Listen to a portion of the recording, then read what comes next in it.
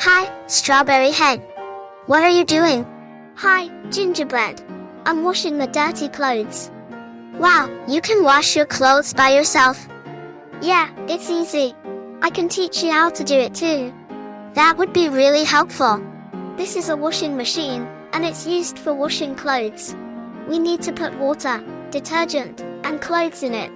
Then, we press the button, and it starts washing the clothes.